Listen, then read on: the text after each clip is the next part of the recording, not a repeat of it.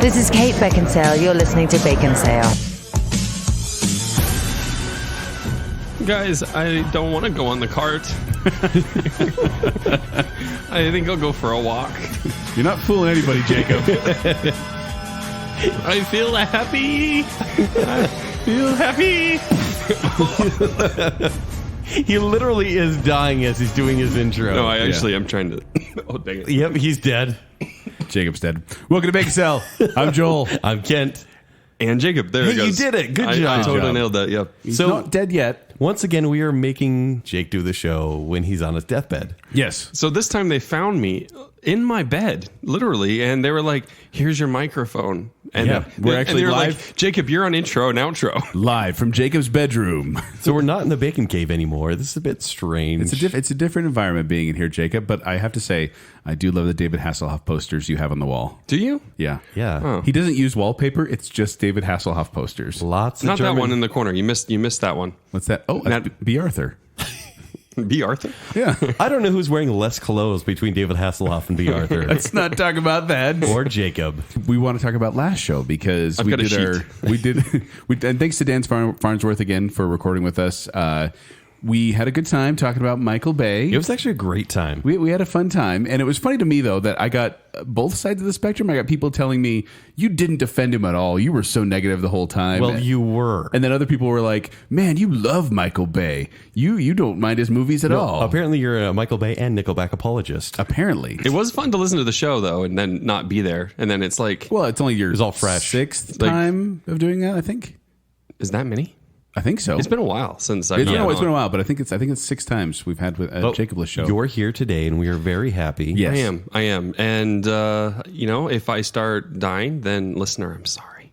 It means Kent and Joel can you have imagine killed the me. ratings, It's actually, though? we have, you can die. We have Dan actually in the back room. Yeah. So he's and ready then to if go. he dies, we have Sam behind him, and if he dies, we have Zach behind him, and if he dies, we have Dr. Matt, and if Dr. Matt dies, Dr. Matt's that far back. Yeah, and Well, then 'cause, we wouldn't let Emily back on the show. So Well, I have a surprise Emily, for you. he's Here's kidding. Emily. Come on out, Emily. yes, but that's not what we're talking about. What are we talking about today, Jacob? Guys, today we're going to do a show that I've actually wanted to do for a really long time. We're going to talk about some of the best seasons on television. Oh, I thought you meant like weather seasons. we cannot do another best season show. No, I was just kidding. This is about seasons. Yeah. Yeah. What's your favorite one, Kent? Autumn. Okay. For sure. All right, so let's talk about movie seasons now, or TV seasons. So we went. We got a list here, and the list is of 20 popular television shows that both Kent and I have seen from start to finish. Shows that we consider to be the most popular. Shows that we consider to be the most popular, And we've both seen. Like we don't have any Star Trek: The Next Generation or MASH on there. People but, are going to be upset. yes, but I haven't seen those, so I can't really rate them. Or no Cheers. Oh yeah, I'm almost done with that. Okay. I've been watching it start to finish and really enjoying it. But we have 20 of, in the past 20 years, some of the highest rated shows or most well-known shows Yes. that people have clearly binged. from Fox, ABC, NBC, WB, It's a random collection, but is what it is. none from CBS. I noticed, Ken. Are you serious? There's not one from CBS. You didn't choose one. So we're talking about seasons, but like what about seasons? So, like what you like the colors or the spring. Oh, or the, wow. So let's no Dead horse. So no. Here's how it'll go. Is I'll bring up a TV show, right, and then you guys are each going to tell me, and you haven't talked with each other yet, right?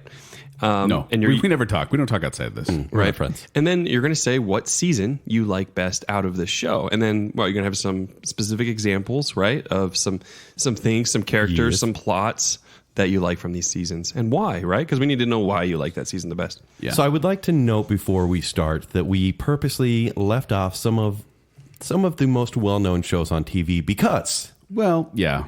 You can only include so many. Anyway. Well, no, I know we could do another show. we wanted to stay away from shows where season 1 is easily the best season. Right. Because it makes Without argument. It's really easy to say, oh, yeah, Prison Break season 1 is obviously No, the if best someone one. said season 3, I'd be like, well, It's me just okay, let's make this argument. Punch them in the face. But we wanted to stay away from ones that were obviously number one that we would agree on are number one. And so we tried to pick ones that, well, maybe will surprise us. Yeah, so if we left any off the list, too bad. All right, guys, you ready to get started? Yes. Let's do this.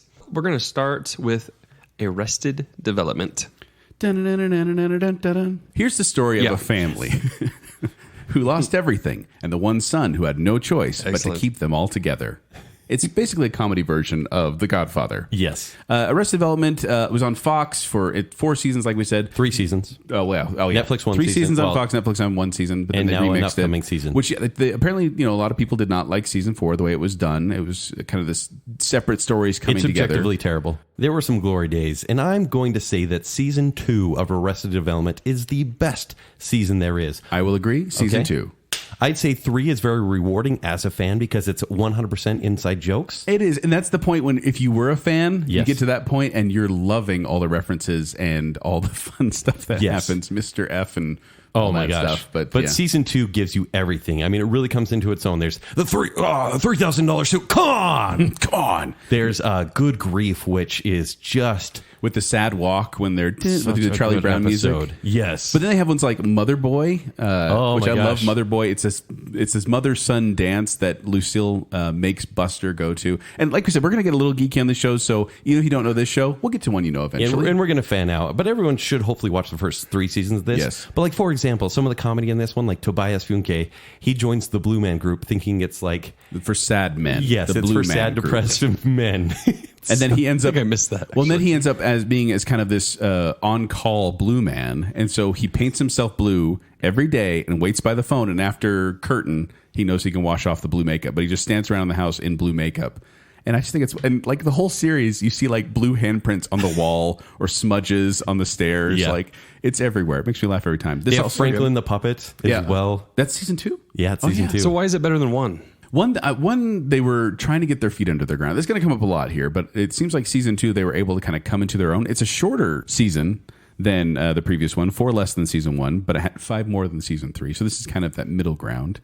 But it really just feels like there's so many good jokes in here. Like this is also the one where Buster gets his hand bit off. By a loose seal. Yes. Loose And seal. that becomes a whole thing where he now has a hook for a hand and it's a monster. Also, this is where Anne Veal Yeah. finally... Her? Her? That's her. Played by Mae Whitman. Mae Whitman. Yes. She's actually the voice of Katara in Avatar: The Last Airbender. And Tinkerbell. Is she? Yeah. Oh. But she finally gets some screen time. But the thing I love about that is the fact they had a different actress Stalking play her somebody, Kent? in season 1. IMDb stalking. Who? They had a different actress play Anne in season 1, and then they just completely changed the actress in season 2. That's perfect. I love it. All right, Yeah. next one. Breaking Bad. Wow. Okay, let's go. Plot synopsis for this. A chemistry teacher with cancer wants to save money for his family, and so he goes out and earns money. Yep, the honest way. The American dream. He's a chemistry teacher. He knows how to make methamphetamine. He makes some really good methamphetamine and becomes a drug lord. And we should also clarify, we will get into some spoilers, but we're not going to spoil everything. Like we want to make you watch these shows, or at least entice you to watch these shows. So we're not going to spoil everything, but there will be some mild spoilers. Like with this one.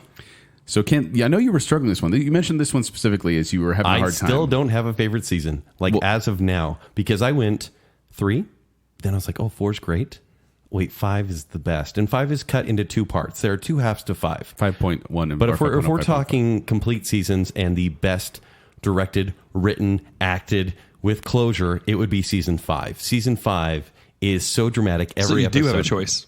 A decision. I have to right now. Number Because 5. 3 is great because you see him go bad through seasons 1, and then season 2 he gets even worse, and 3 is where he accepts his calling as a drug maker, essentially.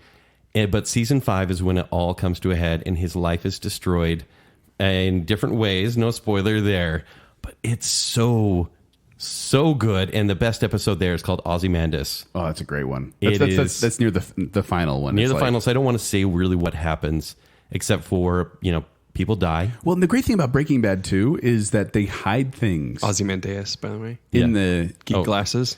There you go. Slide that up.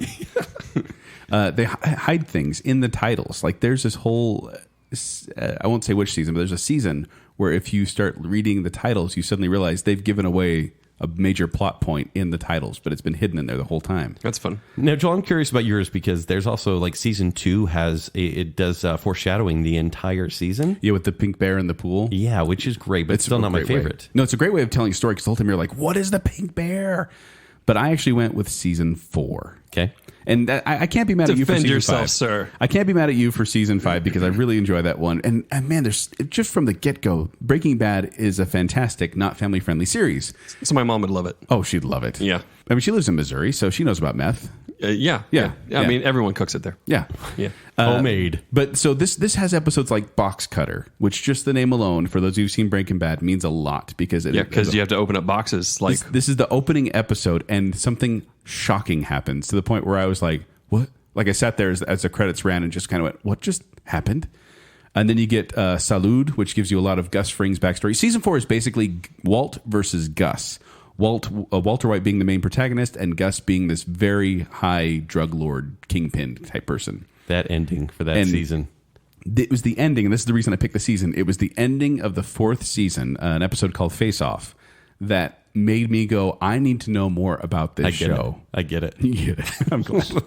And this is also right after Jesse Pinkman, who's Walter White's sidekick, he had to kill somebody. what's his catchphrase? Science. I'm Pinkman, bro.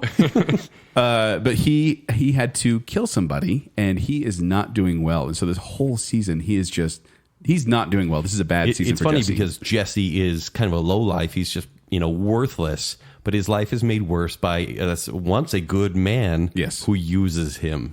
And also, this is also the season with "I am the one who knocks," which is one of the most iconic lines from the So entire good. series. And the whole point, and I'm not going to get into who's talking here, but someone is worried about Walter, and he says, no, basically he says, you're worried about someone coming to my house and hurting me? No, I am the one who knocks, meaning I'm the one who's going to go out and hurt other people. And I love that moment because you suddenly realize, oh, Walter, this is bad. Like, you're going down a path here. It's only 13 episodes, but it received 13 Primetime Emmy Award nominations. Aaron Paul won the only award for that season, being Best Supporting Actor in a Drama Series, because he was just, like I said, in a very, very bad place. Right. But they had so many just good episodes in season 4 that I had to pick that one. Okay. See, and this is honestly a top 5 show of all time. Because it's seriously, even it ends well. A lot of these shows Start to finish, there's really not a bad don't episode. end well. It's hard to tell if you guys like the show, honestly. little bit. It's really hard to tell. Well, and I want to bring it up once again. I gave up on this show. I watched like 2 'Cause you or felt 3 like a bad episodes. person? I watched 2 or 3 episodes, and I'm like, I don't feel good watching this. And then I was like, done. That's what I did too. And I read some plot synopses for a bit, but then my brother Spencer, whose line is farther back than mine is, called Right. me up. He's like, "Are you watching Breaking Bad?" I'm like, "You're watching Breaking Bad? Well, if you are, then I can probably handle it." And it does taper off. And now with VidAngel, it's even better. you still feel like a crummy person, though. Yeah, it's not one that you're Yeah, going it's to watch. more about a mood, right? Oh, especially certain episodes get me really bad. But yeah. Okay. All right. So let's stick with the same genre and go to the next one, which is The Simpsons. We all know The Simpsons, right? It's 28 seasons long. If you at don't this know what point. The Simpsons all? is, why are you know, listening isn't to that crazy? It should be Baconsale? Like, just go back and learn some pop culture first, because Simpsons is like basic pop culture knowledge. So, Joel, you'll It is. agree that anywhere between seasons 2 and 8 is where we're going to pick here, right? I'd go a little farther too, because I think they even What, have, into 11? Maybe? Yeah, that's about No, where I'd it's go. 8. 8 is where it goes down. 8 is where it goes down? Absolutely. Or 8 is my pick for best Simpsons season. Is that your pick? It's my pick. Wow. Okay. I chose season 8 because, first of all, it has the King and Kodos turning into Bill Clinton and Bob Dole at the beginning of the Treehouse of Horror, which is one of the best episodes with these aliens impersonating presidential candidates. You also have Hank Scorpio in the Bond parody in You Only Move Twice. You get Bart working at a burlesque house in Bart After Dark, and you get that great Spring in Springfield musical number, which is fantastic. You also get the Springfield Files, which is the X-Files crossover. I'm not going to say this right, but Simpsons Califragilistic Annoyed Grunt Ishus with Sherry Bobbins. You get Poochie. You also get Poochie's so good. the episode where Homer thinks Bart is gay and they go to the steel mill, which is Yeah. also hilarious. And then the Beer Baron. I'll find you, Beer Baron. No, you won't. Yes, I will. No. Like, this is just, I just, it has Mr. Sparkle. Like, this really is, when I think of Simpsons, great Simpsons moments, season 8 has many of my favorites. So season 8, Kent, you're going to be in the same realm. Season 6. 6. Season 6 has Treehouse of Horror 5, which has The Shinning, The shinning is great. Nightmare Cafeteria and Time and Punishment, where Homer tries to fix the toaster. With the butterfly effect? Oh, yeah. Yeah, it's a fun one. Honestly, it's the best Treehouse of Horror episode. We also have the Stone Cutters, which is fantastic. We will. Steve Gutenberg's in there. Bart's girlfriend, Lisa's rival, Maggie's birth. They do a flashback for that one. This one is the one where the Simpsons go to Australia, and basically their takeaway is that the toilet's flushed the other way, which every one of us believed until I went there. Yeah. They don't. And let's see, A Stars Burns, which they have the film festival. That's where the line, I was saying boo earns. Yeah. That's where that line comes from. Are they saying boo or boo earns? I was saying boo earns. There's a flash forward for when Lisa almost gets married to Hugh Grant. Yeah, the British guy. And See My Vest. See my vest. See my vest. This one has the biggest moment in Simpsons history, which is the season finale, Who Shot Mr. Burns? This was, I remember that one. This was the moment. That was a huge deal. Isn't that crazy? It was a huge deal. And it was obviously a non-issue when the show came back, and everyone's like, oh. No, it was fun when they finally reveal it. Well, it's I fun. remember enjoying it. But isn't it crazy the internet didn't really exist at this point? No. But it's like it was that whole the Who Shot JR mania. Like they were playing off that, and they did it so well. So well. They did. Like I enjoyed that season too. But your season does not have Skinner and Krabappel getting together. It doesn't have Frank Grimes. It doesn't have when Milhouse's parents get divorced. See, you shouldn't laugh. I think that's Divorce is hilarious, It's though, just right? poor Milhouse. Oh, it's no. so sad. Can I borrow a feeling? Did you put your love in a glove of love? We play hard. See, but I feel like that season also has one of the worst episodes is where you find out Skinner is actually not Skinner. Yeah, but then at the end, I love how they're like, let no one ever talk about this again. It was like, honestly, one of the worst Simpsons moments for me. But Really? this season 6 has the best Simpsons episode, in my opinion. Is that why you hated it when Mad Men ripped it off? Yes, exactly. Homer Badman is my favorite Simpsons episode. This one is the one where he gets sued for sexual harassment. Okay, so if you're gonna go watch The Simpsons, right? Do you go back? What do you start at the beginning? You watch the first 2 through 8. No, You just watch 2 through The 8. best thing about it is you don't really need any pretense for what's going on. Like each episode could stand alone. Yes. Right. And so I'd say, yeah. Why is Yeah. this show still on? I don't know. I watch the occasional episodes, and it's not bad, but it's not great. It's not. Is it just like it's just hanging on? It's definitely so- not. We put the spring in Springfield. Okay, Yeah. all right, let's move on. Saved by the Bell. When I wake up in the morning, my alarm goes out of warning. I don't think I'll ever make it on time. So this Saved by the Bell is weird because the episode airing order is really messed up. Like they were The airing. 90s was a weird time. Well, they were airing ones that they filmed during season 1. Not Good Morning Miss Bliss, mind you. This is like season 1 of Saved by the Bell. But then they were airing episodes that they filmed in season 1, like during season 3. And then the DVD set came out, and it's all messed up. Like it's out of order. They have a season 5, which didn't exist. For example, in season 2, which is following Good Morning Miss Bliss, it is when Season 1 of Saved by the Bell. Yeah, so it is when Zach is with Kelly and Slater and Jesse and all those guys. So like the first episode is just like Zach and Slater and they're wrestling or something like that. And then season 13 is like Zach's like, it's the start of high school and I'm going after Kelly Kapowski. And so Oh, we should set this one up because this is kind of an old school show. Yeah, Saved by the Bell is it's an iconic high school teen sitcom. Like it's very, very 90s, very, very cookie cutter. Like it's pretty predictable, but man, it's enjoyable. Yeah, why did it work so well? I think it just hit a nerve. Like I think everyone was like, I want to be a Zach, or I want to be a Slater, or I want to date a Kelly, or I want to be a Jesse, or I want to dress like Lisa. Like these were all no one wanted to be Screech, but poor Screech. this is what everyone wanted to be. I think this kind of encapsulated, even if it wasn't your high school experience, it still was just so fun to watch. Can I read a description from my favorite season, one of my favorite episodes? This one's called Fatal Distraction. I know this one. Zach decides that Screech is in desperate need of a girlfriend and sets about finding him one. However, when there isn't anyone willing, he dresses up as a girl and goes on a date with Screech. Bambi. But has to act fast when Screech takes a liking to him. Screech ends up dumping Bambi after Zach makes strict rules for him, so Screech falls in love with his best friend. Zach is a girl and doesn't know. This is the type of show that we loved so much. And this is one of those shows where it was unapologetically like just ridiculous. Like you have these nerds who are over the top nerds with like pocket protectors and glasses and like weird clothes, and like people would laugh at them, and that was okay. Like it was so bizarre. But Ken, you want to go first on this one? Oh, this is cheating because I know I didn't want to do any season 1, but it's the first season. of the actual Saved by the Bell, not Yeah. Good Morning Miss Bliss. The one that starts out with Zach being like Kelly Kapowski and having because the I didn't cardboard actually cutout. care for the drama when like Zach and Slater were friends. I liked the rivalry. The rivalry was fun to watch, especially when they were fighting over Kelly. Yes. I didn't go with that though. I went with season 2, which is when you get Zach and Kelly's prom, which is when Zach and Kelly finally get. She can't afford to go to prom, so he makes them their own prom and gets a banner and everything. By the way, Zach's a terrible person. He is a terrible. But we all person. wanted to be Zach. Why? I don't know, but I always wanted to be Zach. And then you get one like house party with when Screech's parents go out of town and they all go hang out there and they break an Elvis statue and then have to replace it. So did anybody watch this show now? Yes, please do. A Yes, few episodes. there's so many good ones. It's just sort of like a cultural touchstone, right? Go back and watch a couple. What is going on here? There's more than that. Hey, hey, hey, hey. There's What is 4. going on here? Also, You would know. Season You would. 2 features Hot Sunday, the girl group, Yeah. and features caffeine pills.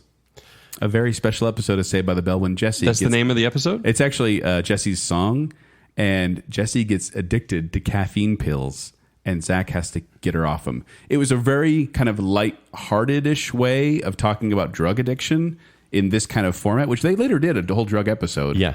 And they even did a drunk episode where they get drunk driving. What season did Kelly cheat on Zach? With what I Jeff? wanna know. That's season 3.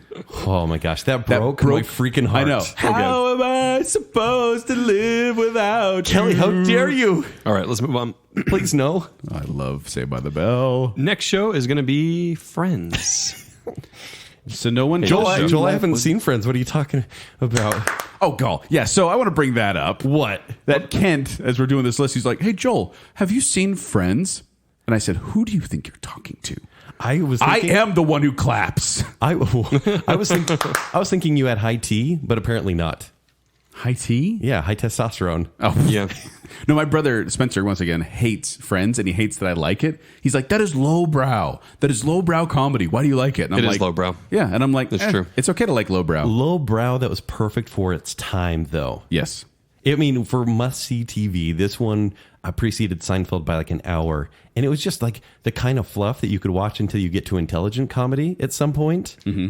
And so it worked because everyone kind of related to one of the characters. All Once right, again, so you guys could have to pick someone. right now. Seinfeld or Friends? Oh, Seinfeld. Seinfeld. Okay, thank you. Yeah. I just mean, want to make that's- sure there's that no we're on question. that page. Yeah. Okay, at Although least, I yeah. will say some of the things on Seinfeld haven't aged well either. Like you kind of watch it, you're like, wow, that's not as funny as it used to be. Yeah. Well, I mean, Like Kramer. Or I Jerry's still like haircut. Mullet. Or Jerry's high pants. well, I mean, it honestly is doomed not to age well because it's all about cultural oddities. But I mean, think about it as a time capsule. That's Yeah. kind of what I do. Yeah, And that's- Friends that's is the what it same is. way. Friends. So Friends, I did watch Friends pretty religiously for a few seasons, and then I stopped for a bit, got back into it, and I eventually watched all this episodes because it was on syndication like all the time. But for my best season of Friends, I picked season 2. Can I get a high five? You did season 2? Season 2. Season 2. This is one where you get the one where Ross and Rachel. All the episodes of Friends start It's with the one where. the one with, or the one where. Yeah, and so the one where Ross and Rachel ... And What? That's the one. What? No, that's the one where Joey buys leather chairs and a giant TV. Oh, that's where Yeah, they do that's that one. Okay. This is also the one with the prom video where you get to Yeah. see Fat Monica, which is quite hilarious. And one of the lines that made me laugh every time is when he's like, they're all laughing because they see Monica, and she was larger back in high school. And she says, "Come on, the camera adds like 10 pounds." And then I think it's Chandler goes, "How many cameras are on you right now?" I love this one so much because for me, I think a lot of these like sitcoms were about the chase. They were about the romance that you would hope would never work out, but you still like the tension. And I think in the first 2, maybe 2.5 seasons, people rooted for Ross. People wanted Ross to succeed before Yeah. he became a caricature of himself. I identified with him because all he wanted was his dream girl. And they kept dating other people at different times. And when she finally wanted him, he's dating someone else. Julie. I would just say that the best episode here, this one where Ross finds out, they actually share a kiss in the rain. And there are just so many great moments. It's Ross and Rachel getting together was iconic at the time. Tom Selleck was dating Monica at Yep. this time. Joey was in Days of Our Lives for the first time. This is also the season where they had the highest ratings ever because they did the one after the Super Bowl With Julia Roberts. with Julia Roberts, Brooke Shields, Jean-Claude Van Damme, and Chris Isaac. In the second season? Yeah. Man, highest ratings in second season. Yeah. But when I say though, it's like insane. Like it went up, but it never got as high as the Super Bowl one, just It because was everyone was always watching that. This is also the one where Joey gets chosen to play Dr. Drake Rumore, and then says he writes all his own lines, and so the writers kill him off by shoving him down an elevator shaft, which I found pretty hilarious. Yes. But yeah, season 2. I think I'm glad we agree on that. Yeah, exactly.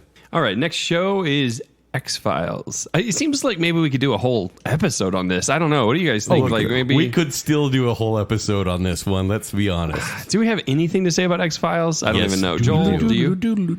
Joel, I struggled with this one, actually. So Mulder and Scully are 2 FBI agents who have to observe the paranormal and try to solve crimes. Yes, and the X-Files specifically refers to files that the regular FBI doesn't want to deal with because they're weird, and so they put them in the X-Files for them to solve. So I could have chosen 2, 3, 4, or 5 for this show. Maybe even make a case for 6 because there's great standalone episodes and the arcs are great. But I chose season 2. 2. Yeah, I would go 2. Okay. Season 2. 2. What episodes are in season 2? This is when they still do Monster of the Week, so it has the host. This is with the leech guy that leech has monster. the sucker Yeah. mouth, and I still have nightmares about this guy. It is so creepy. Just the visuals alone. In this one, there's also when Scully gets kidnapped.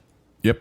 And then she kind of almost crosses into the afterlife as well. And Mulder kind of has a breakdown. So this is kind of where you first see them really connecting. And Mulder realizes how much he needs his partner, whereas before he's always pretty apathetic.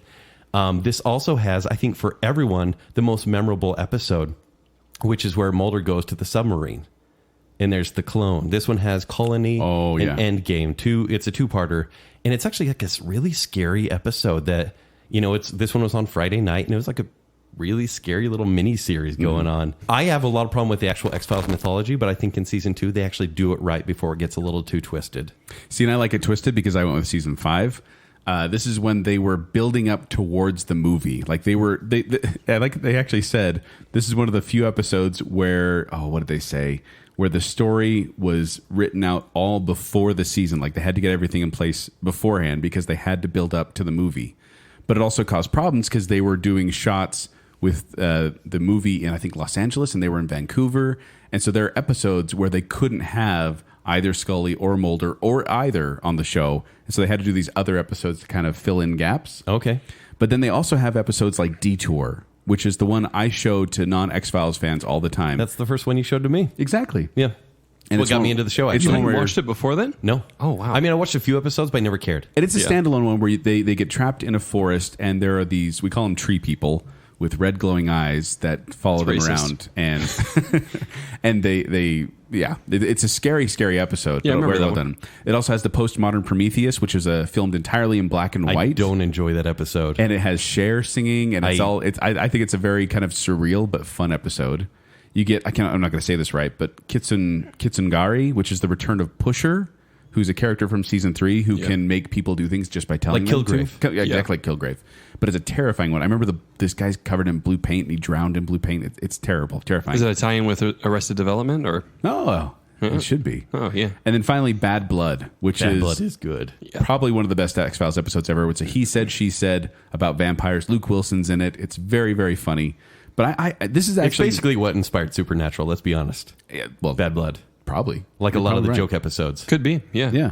But this is one, and I didn't know this till after I picked it. This is actually Fox's highest rated program that year, as well as the highest rated of X-Files, was season 5. Let's stick with our X's and go to X-Men. Background, not a regular show.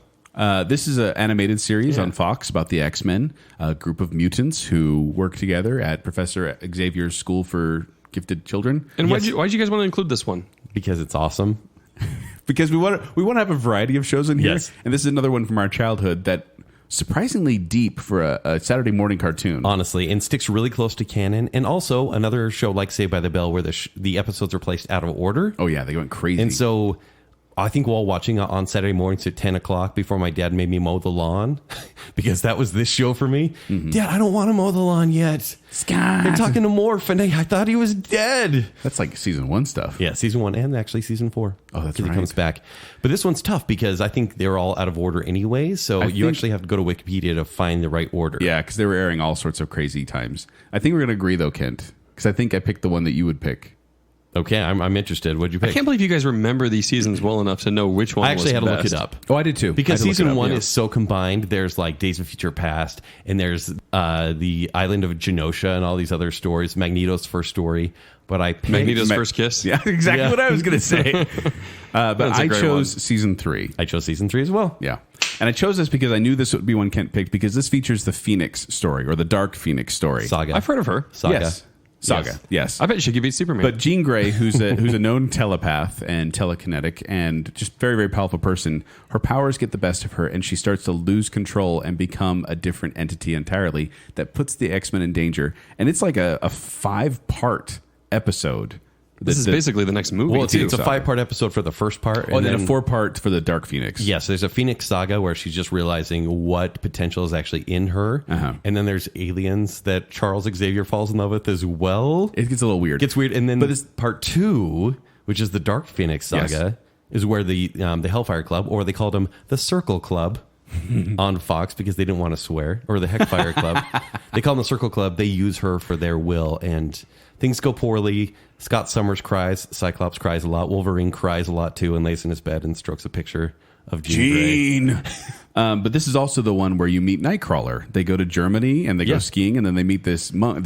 There's a demon in a monastery. It's a monk named Nightcrawler. This is also where you learn about Wolverine's past and about Weapon X. So it's a pretty comic, like story heavy season. Yeah, it's almost like a huge arc, and then it's like meet Iceman and Nightcrawler. Yeah, it's like they didn't know what to do after Phoenix. They're like, let's just put in some filler episodes. But it is definitely worth watching. If So I is could it own this on still- Blu-ray, I would watch it. That's what I was just going to ask. Does it still hold up? Like, would you have kids watch it today? Yeah. Yes. If I could find this series, I'd let my kids watch it because it's a great way of introducing them to the mythology of the X-Men in a way that's easily digestible for kids. It shows like this and Batman the Animated Series that made me actually buy comic books. So I started here, then went to the comics, and then became the huge nerd I am today. Thanks a lot, Batman. Thanks a lot, But you X-Men. should watch it. But you should watch it. Yeah, there Wait you a go. minute. All right, next up is Scrubs. No, I don't want no scrubs. So Scrubs, you have a bunch of, well, in the early seasons, young interns at a hospital who... It's just it's They're basically buddies. the ins and outs of a hospital. They actually filmed it in an abandoned hospital in California. They didn't have a set; they had an actually hospital they used. And apparently one of the most accurate hospital shows out there. I had a friend who Was it haunted? No, I don't think it was. Well, maybe it was. Probably. But I did have a friend who told me he's a doctor, and he did tell me that this was one of the most medically accurate shows in regard to relationships between like interns and like surgeons and at the surgery side and the medicine side and all the different things, private practice. Like he said, it just really hits that dynamic quite well. Yes. So there are emotional moments, there are hilarious moments in every season leading up to 8. I can tell you almost every episode starts with goofy, goofy, goofy, then something changes, and then at the end they hit an emotional high note where it's like a patient dies. And And JD has to learn a lesson, or Turk realizes surgery was not the answer. then they have the voiceover thing where he talks about, and this is a very, very humorous show. Yeah. Okay, what'd you go with? I went season 3 for Scrubs. Joel, what'd you do? I did season 3 as well. Yes. Man. High The fives. reason for season 3... Out of all the seasons we could have picked. There are hilarious moments. Honestly, season 5 with Dr. Acula and everything like that. There's so many great things. But season 3, here's what brings it over the edge. There's an episode called My Screw Up. I have that one, My Screw Up. This is a phenomenal episode. We have Brendan Fraser, who is a guest starring in this episode. I think it's his second appearance on the show. He is. He's Jordan's brother. Yes. Jordan is Dr. Cox's ex-wife. Who knows? Yeah. Right? I mean, we just watch this show because it's fantastic. How's season 1 hold up to the rest? Season 1 is great because, once again, it's the chase of a relationship that you never actually want to work out, but it's kind of fun. This is one of the ones on the list, one of the few, honestly, that I started and was like, eh. No, this one. I stopped in like No, 2-3 episodes in. To see Dr. Cox and JD, actually, their interplay is fantastic. Yeah. And then JD and Turk, it's one of the best friendships. and it's fun on to see the TV. relationships bloom, like form in season 1, bloom in season 2, but then season 3, I think they hit their stride. Also, this season features My 15 Seconds, which talks about how doctors give about 15 seconds of paying attention to the patient and then their mind goes somewhere else. Yeah. And it's actually this really deep episode about self-harm. And it has Nicole Sullivan from Mad TV in this goofy role, but then suddenly gets serious and you're like, whoa, there's a lesson here to be learned. Also, it features one of my favorite moments in the entire series because I love the relationship between JD, the main character, and the janitor, who is his nemesis. And it's played by Neil Flynn, who's the dad in the middle, but obviously the janitor in Scrubs. But he has all these different personalities, and JD calls him on it. And then JD's watching The Fugitive, and he sees the actor Neil Flynn in Who's The actually Fugitive. in The Fugitive. Like he sees a clip from The Fugitive, and then he calls him on it, like, you were in The Fugitive. And he's like, yeah, I was a movie star, and now I'm mopping floors. and like he mocks him the whole time, and at the very end he admits, yes, I was in The Fugitive. So it's a weird kind of meta moment. That's funny. So pretty entertaining. Alrighty, next up, Sherlock. One of the most overrated shows on TV. No, Kennedy. one of the ones that could never live up to the hype. No, that's the trouble at this point. It's impossible Like the to live up fan to the hype, hype, right? Yeah, exactly. Because it came out like swinging, right, with that first man. episode. Yes, A And Study then- in Pink. Yeah, Study in Pink. And then you saw the second one, you went, okay. And then the third one, you're like, oh, cool, Moriarty, because everyone likes Moriarty, even though he really wasn't his arch nemesis. No, but it's just someone who could play with. No, and that's the thing I like about the Sherlock series is that they take these classic short stories and they put a modern twist on Like, them. if you were in the pitch meeting and someone pitched this idea to you, it's a modern day Sherlock Holmes and Watson is an Iraq war veteran, and so wouldn't you be like, that's a terrible idea? Quit trying to modernize it. Except but for it works. It really works. But then that's the thing is they don't give you the exact story, because if you know the story, you know how it's going to end. They put these little twists in there that just make it really worth watching. And be honest too, right? This is the actors. This is the performances that's really making yes. this, and the writing too. No, Well, and the actual like the little effects they put into it, The like text filmmaking. messages Yeah, and stuff like that. Yeah. And that I've seen that influence on other shows now, Yeah. where they'll show the text message pop up or show someone's mind working. Like that's just how it is. But there's so many good episodes in this, and I do admit the later seasons I did not like. 4 was outright terrible. I really didn't like most of the end of. I didn't watch 4. And I hated the flashback one as well. Did you? Yeah, I hated it. It was fine. It was kind Yeah. of this. It's like the musical episode where I'm like, I'm going to suspend my disbelief and just enjoy this. But Kent, So there's only 3 episodes in each season. So it's basically you have to find one with the best kind of quality. 'Cause Well, I and feel it's- like each season kind of has 2 good episodes and a stinker. exactly. That's what I was going to say. Is there's always 2 good ones and a meh one. And so for me, this one is the best example of this because it's 2 fantastic episodes, and the one in the middle is one of the best Sherlock Holmes stories, which is The Hound of the Baskervilles, but it's terrible. It's season 2 of Sherlock. Season 2, I agree. The woman. The Yes, Woman. the So it's called Scandal in and- Belgravia. Yeah, with Irene Adler. It is honestly the best episode of Sherlock. And like a lot of people agree with that. Like this got nominated for Emmys, and a scandal in Belgravia was nominated for 11 Emmys alone. Just that episode. Wow.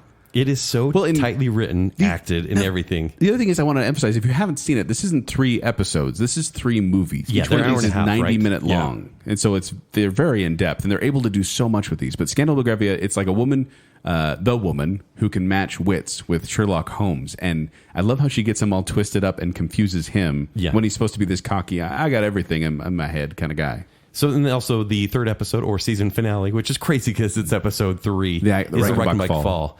And it's very cool. It's twisted. I think the payoff is terrible, which kind of hurts season 3. I think that the ending of It's it... so convoluted by the end. It ends on this cliffhanger that had everyone guessing and everyone talking. And then when they got to season 3, they went, it doesn't matter. We're moving on. And I'm like, no. But that's also just the opening. It has Moriarty going into the Tower of London, just breaking the glass, grabbing the crown jewels, and going up and sitting on a throne, putting a robe on, and just sitting there waiting for the cops to come. And it's like, Fantastic. what is happening? Oh, so much fun. So many fun moments in that season. And I do, like, I think I actually almost put season 1, Kent, because I really enjoy season 1. But season 2 had both the woman and a little more Moriarty. And so I could almost make a case for season 3 because the 3 episodes are good. There's no bad episode. They're all good, but there's no greatness there. Yeah. So there's no stinker, but yeah. But I would recommend watching the entire series. I honestly would, because I feel like if you need something to watch, really. definitely, and Yeah. and if you like these kind of fun mystery shows, this is definitely a high quality one. If you want to be a fangirl over one of the ugliest actors known to man. hey, Martin Freeman's not that Oh, bad. he is. They've missed it now. It's over. Yeah. Yeah, nobody's fawning anymore, right? Really? No one likes Benedict Cumberbatch? I mean, he's just fine now, right? He's just a big Hollywood actor now. Yeah, I he's not suppose. like some undercover British dude who Yeah, everyone because thinks back is then it was hot. cool to be like, only Yeah. I like him. Yeah, exactly. Penguins. Time to talk about Buffy the Vampire Slayer. Yeah. So good. Yeah, Kent, you should play the music behind each one of these. In every generation, a slayer is chosen. And this time it's Buffy Summers.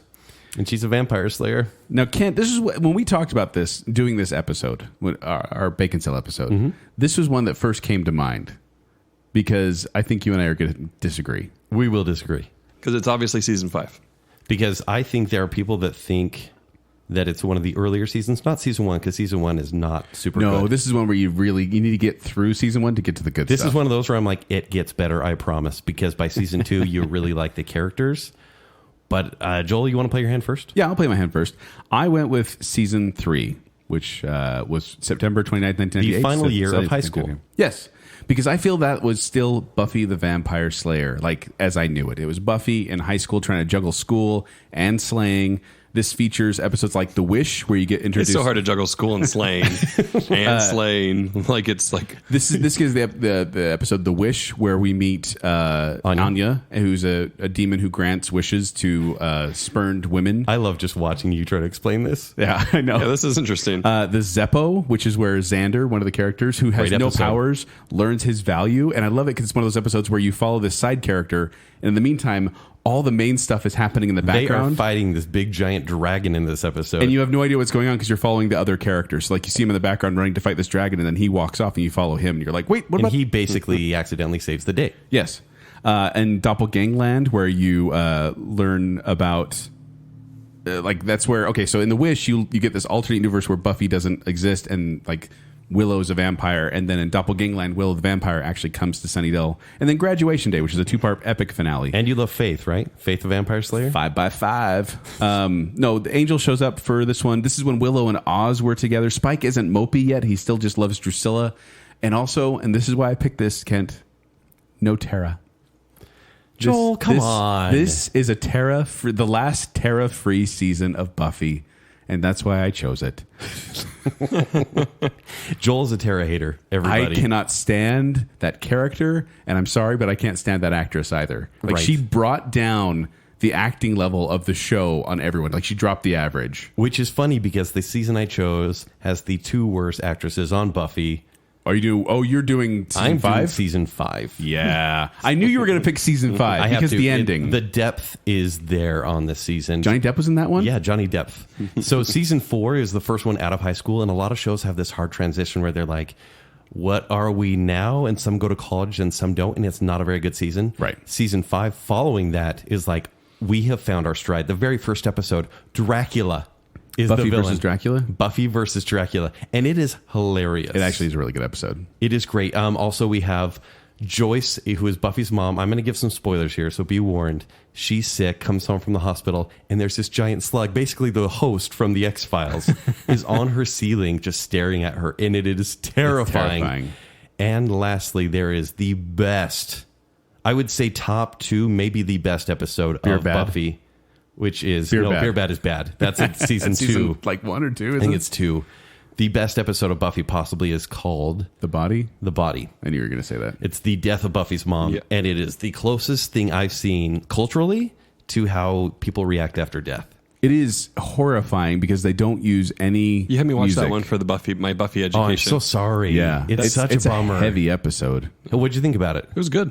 It's really harsh because It they was- don't use it was any good. music to heighten it. So like when they're fighting, it's just fighting noises. It was Like, cool that they cut out the soundtrack. Yeah. Right? It was like, It just there's made it nothing so behind. barren. And yeah. Everything felt so real and so visceral, and it's honestly only ruined by the last 5 minutes of the episode when they actually fight a vampire. Well, that's what I was just going to say is like, it kind of ruined it for me when this vampire comes into the morgue and then it's like, it feels silly again. It's crazy family and friends, not crazy, but it's an emotional family and friends drama, and then it becomes Buffy But the Vampire Slayer. I also feel like they had to do that to show how Buffy can't stop to mourn. Right. She has to keep fighting. You're That's right. kind of why I liked it. It made sense. It was just too silly. And Joel, for you, I thought you would like this one more because even though you don't like Tara, she gets her brain sucked out in this season.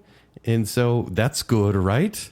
And still I there. love Glory. Glory's a fantastic villain. She's a great villain. Basically, it's Glory. She's also on Bring It On, so she's like a cheerleader girl, but Yeah. she's also a god that is trying to wipe out the world. And it's the finale. Can I give a spoiler on this one, or should Sure. I leave it? No, because they thought this was going to be the end for the series. They kill Buffy in the last episode. She sacrifices herself. Yeah. Death is her so gift. do they kill her or does she sacrifice herself? We're not going to spoilers, but just know that the last shot is this tombstone, and it says Buffy Summers. She saved the world a lot. That's her And tombstone. it is a great swan song. I'm glad they kept going, even though they didn't need to. I thought this was through and through the best season. Yeah. Next up, Seinfeld. This one's hard because you look over every season, and every season has classic moments. They do. They do. And also, Yeah. each season appeals to someone different, meaning that some people will find this season more funny than this other season, or this joke funnier than this. But this is you guys. Yeah. Joel? Me? Yeah. Oh, okay. I thought it was going to be Kent. I want to go first. All right. I guess you can go first. Season 5. All right, Joel.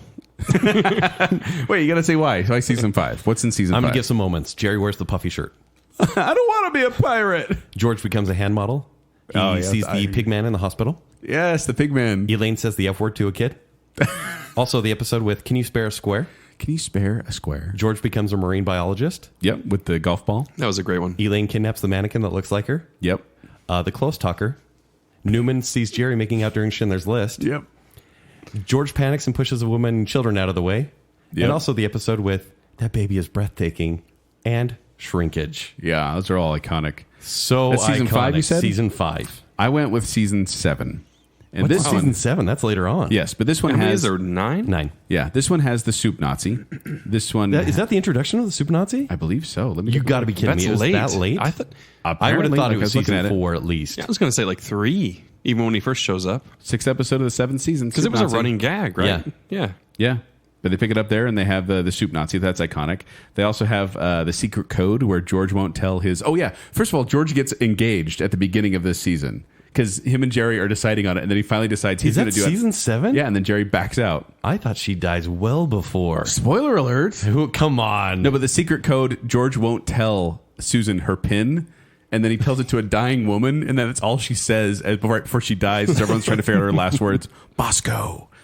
This is also the one where Lloyd Braun comes into town, and Jerry has to fool. George is trying to play Lloyd Braun or fool Lloyd Braun, so he has Jerry wear these really thick glasses, and there's the gum they have to buy. I'm not doing a good job of explaining it, but it's this whole Everyone thing knows where what you're talking about, Everyone's though. out to get Lloyd Braun. Actually, I'm trying to remember that. And this is also the one with the bottle deposit where Kramer and Newman drive bottles to Michigan to try to get the money out of it. I mean, George gets engaged. He meets Marissa Tomei. George wants the baby's name his baby Seven. And this is also the one where Susan dies at the very end from licking envelopes That's for a their wedding controversial invitation. choice. It really was. I really thought It's so from- anticlimactic. No, and- that's why it was so funny because like Yeah. I remember like No, but George doesn't care. he doesn't. Yeah. But that's the funny thing about he's it. relieved. I'm out, baby. It's like one of the first instances of nihilism I saw on TV at a young age. I was like, well, Well, no, but from the Yeah, get go, it's like crazy the thing is, nihilism. from the Well, the very whole show is that. That's why it's such a great season because at the very beginning, George gets engaged and then Jerry backs out. Like they're like, we're not men, we need to get engaged, and then George gets engaged. Jerry's like, I'm good. So the whole series, this whole season, George is just miserable being engaged to Susan, and then when she dies, it was so anticlimactic that it's hilarious. So Awful. I named season 7. All right, next up, we're going to go with Doctor Who. yeah. Throwback Doctor Who. To clarify, we're just talking about the newer reboot from Yes. since what, 2004? Yeah, 2005 to current. 5. Okay. So there are 9 seasons. It's a Time Lord who it's an alien Time Lord who travels through space and time. Oh Yeah. my gosh, that's so geeky. I can't stand it. Geekier compared to what we've been saying. Come on. Yeah, Come Jacob, on. Hey Jacob, why don't you explain what's going on in season 13 of Supernatural? Let's talk about geeky. Okay, let's talk about that. I chose season 4 of the new series. Can I get a high five? Yeah. And I knew you were going to pick that one because I was so bugged at this is the season when David Tennant is the Doctor, and then he gets Donna Noble as his companion. Catherine Tate. Who's played by Catherine Tate. And I hated Catherine Tate because I'd watched The Office where she was Nellie. Is that her name? I wanna say it's Nellie. That sounds right, yeah. But this was years after Doctor Who. Yeah, so I didn't see it when it was on. I watched The Office and I hated her character. So then when I saw her on Doctor Who, I was like, Taco. I said, I'm not going to like it. I'm not going to like it. And Kent's like, just watch it. Here, let me rub your shoulders. Just watch it. And then It was so nice he let me do that. yeah. Yeah. But then he said, okay, she's not a great companion, but these are some of the best episodes. And he told me that. And so I don't know if he just subliminally put it in there for this show years down the road. Yeah. But You're welcome. I chose season 4. It actually works perfectly because in the other seasons, so the Doctor travels with human companions, and they're generally young, attractive women, almost like love interests, even though Right. they'll never be love And interests. it was fun that there was no like love interest thing with going on Catherine, there. They hated with each other, Donna Noble, yeah. they hated each other, and it was perfect. But this one has so many good episodes, like The Doctor Has a Daughter. There's the intro to River Song with Silence in the Library. It's so It's getting good. pretty geeky. Yeah, I know, right? No, like the fires of Pompeii, for example. Yes. So everyone knows about Pompeii. They travel to Pompeii, and right before the volcano is going to erupt and kill everybody, and there's this whole discussion of whether they're going to change something. Because Pompeii, the explosion of Pompeii was a fixed point in the universe, and the Doctor can't change those, or can he? And that's the whole debate. Also, the Fires of Pompeii features 2 actors who ended up being pretty big on Doctor Who later on, including the Doctor. including the Doctor. One of them was Karen Gillan. Karen Gillan, who went on to play Amy Pond, and then Peter Capaldi, who went on to play the 13th Doctor. We are such geeks. Yes. But no, the season finale of season 4 is fantastic as well because it's a swan song for that writer and almost for David Tennant, even though he did 4 movie specials after, because they have every actor up through that series of Doctor Who to that point in the season finale. Yeah. Poor David Tennant. Now he has to just be the bad Samaritan. Well, and this thing is like since the Doctor, this is getting geeky, I know, but I'm going to say it anyway. It's now getting geeky. Well, since the Doctor soon as you travels, bring it up, it's travels geeky, through really. time, his timeline's a little mixed up, and so he meets in Silence in the Library. He meets a woman who ends up. She says, "Oh, this is the first time we're meeting. This is my last time meeting you." And so, because she's traveling through a different timeline, and it gets really kind of interwoven, and I wasn't expecting that in this creepy episode. Yes. Like it's this episode where these little bugs, essentially in the shadows, will just Darkness disintegrate you. will eat you. Yeah. The And it's in best this- episode of the season is called Midnight, and it's basically it takes a shuttle train on this vacation planet, and there is an unseen monster / alien force, Yes. which starts making everyone paranoid and just infiltrates the trolley. It's a bottle episode because Yes. they keep him on this one train the whole episode, but it's a creepy episode. It's a good one, yeah. Yeah. Library's probably better, though. Sounds in the Library. It Sounds in the Library actually it's a Two two-parter, parts. so it Sounds in the Library and then something Forest. You know, Deep have you before. guys thought about maybe we could just do a whole show on this? On You Doctor know, Who? I Do you feel think like we so? should. Do you think we should? I don't know. think we should. Do you think we should, Terry? All right, what's next? The Office. And just this is American Office, not UK. Come on, please. Can I go hipster on this one? Just No, the one. British Next one, time. The British one's rubbish. Oh, rubbish. Rubbish. There would not be the American one without the British one. Oh, I know. And also, you can't have houses on the ground if you don't have a sewer system below it. Oh my gosh, have you seen the British Office? I've watched all the British Office. Are you sure? I have. You Even didn't the like Christmas David special. Brent. You So didn't like Tim. you hated didn't it that much and you just kept watching No, the thing it? is, You didn't like Gareth? No, that's the thing is, I definitely think it had its moments. Do you hate but Britain? Season 1 of The Office is the feel of the entire British series. But I feel like the actors true. couldn't pull it off like they could in the No, British and one. they couldn't, and that's why season 1's kind of They just didn't mid-tier. evolve as the But trouble. it's a much more cynical thing on there. That David Brent is not really likable at all. They gave Michael No. Scott a little bit of character to make you love him, and that's what made I think the American. Well, he one evolved. bloom. His character had to evolve. So, Yeah, like we're yeah. saying, the first season of The American Office is bad, which We don't is have to call why it the American Office. We can just call it The Office. The American Office, which is why season 2 is my favorite season of The Office. It's really early really, really. It peaked super early. in 2. no, I don't know if it peaked in 2 through 3. Two And is that's- excellent, though. That's where it stops. No, 2. I mean, every episode is great. The Dundees, The Office Olympics. Ryan becomes the fire guy. Threat level midnight. Dwight spies on Oscar and still doesn't realize what's really going on. That was funny. Michael and Jen start seeing each other. And once again, there's a theme here with me. The blossoming romance between Jim and Pam Love that. is key in this season. Yeah.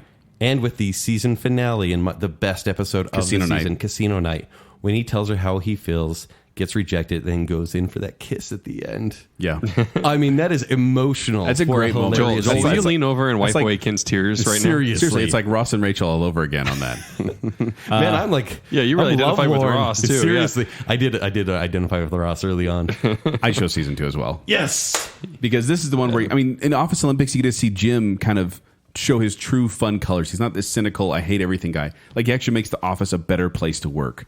The Halloween episode where Michael has to fire somebody and spends the whole episode stressing about it. and tries to fire Creed, and Creed, Creed talks tells him him out not of it. to. You get the Christmas episode with Yankee Swap where Michael So just good. wants the right present. You have, the one where Kevin has a skin cancer test Oh, yeah. on Michael's birthday, and all he cares about is his birthday, and like Kevin's going through this Yeah. serious stuff.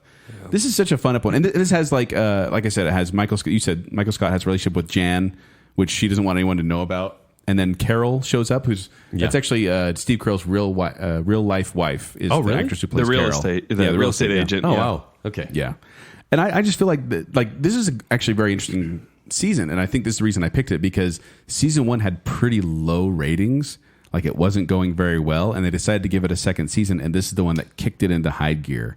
And this is also one of the first TV series that were started to be offered to be bought digitally before the DVDs ever came out, and so it became one of the most downloaded shows. And like at one point, I think there were like 10 Office episodes in the top 20 most downloaded. Most like downloaded iTunes things. and everything? Yeah. Oh, cool. Like people were downloading this like crazy, and this got a bunch of Emmy awards. Received 5 Primetime Emmy Award nominations. The replay value on The Office, It's incredible, isn't it? it really is. It Well, and this shouldn't is- even work that well, but No. it does. No, it really does. And this is also before Jim leaves to a different office. Before we get a host of new characters Even though coming in. season 3 is really strong. Season 3 is, and I actually I like it when they finally get back together because when Jim was in the other office and they Tuna. weren't together, Yep. Big Tuna, like I get it because they had to bring in those other people, but I don't like it as much as when Jim's in the office. Right. Of course, after they got married, Jim and Pam, spoiler alert, it kind of went downhill after that. But that wedding Well, was it's hard really good once too. the tensions. Do you like that? I'm like, I really like it when they get up to the first kiss, but if they actually get together, it's terrible. You're like, ew, gross, kissing. They're like, oh, they got married. Oh, that ruined the whole show. Wonder why you feel that way, kid. Too soon? I don't know. All right, next up is Battlestar Galactica.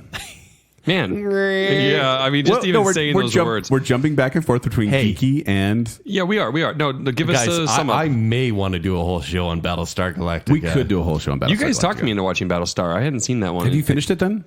No, I stopped. Thanks, Jake. I stopped at some point. Joel, can you stop watching Supernatural right now? Yeah, I actually have. Okay, good. No, Joel talked me into stopping. He's like, it's not worth it anymore. I'm Like, really- The final season of Battlestar is so bad. But we can talk about that later. and it's your fault. You always say it's so bad, so I had never gone back. In Battlestar Galactica, there is a crew of people and a fleet of ships that are the only survivors after their planet is destroyed by robots. These robots called Cylons just basically destroy Earth. Can you and say it in a nerdier voice, please? Robots called Cylons from a different part of the universe come in and destroy the planet, and only Battlestar Galactica is able to escape. Although some Cylons look like human people, and one named Six is extremely attractive. Yes, she is. yeah, this is it's actually a very well done. Like this is a 70s campy sci-fi show, and they turned it into a real drama. And this is one of those shows that will pull you in and get you addicted, and you end up binge watching. In it for 3.5 seasons, maybe up to 4. Maybe up to Fat Adama. Or Fat Yeah, Apollo. no, that's actually in season 3. Oh, that's right. This is compelling stuff. It's some of the best season finales I've ever seen in TV history. Man, like season 1. I was thinking of the season 1 finale. Yes. Shocking. But I chose season 2. Can I get a high five? We're agreeing way too much I on know. the show. Sorry. Season 2 features actually we just talked about how they were the only survivors trying to keep because then so they leave the planet and they're in the ship, the Battlestar Galactica. Jake, you following? I've You watched with me it. so far. And the Cylons are pursuing them. So it's this whole cat and mouse thing. Like think of like Star Wars The Last Jedi, but good. You know, I'm trying to think of a way. It's so true. I'm trying to think of a way to actually like Make this show relevant. how like the show is actually very compelling, right? Well, 'cause The it's- characters are because it's not a phenomenal. sci-fi. because it's you're a on human drama. Well, because not only is it the Battlestar is this old ship, but it's this old retired ship. And the Yeah. day that it happens is like they're just about to retire this old Yeah. stupid ship. And the only reason that they escape the Cylons, right, is because they're using ship's older. They're using old tech. Yeah, it's like basically like if they knocked out all the power in your neighborhood, the phone line would still work. The landline would still work. Yeah, That's kinda exactly. what it is. Right? Or you have the car that doesn't have any electronic components inside and That it would work. runs. Yeah. I you know? love that this is The Last Jedi, but good.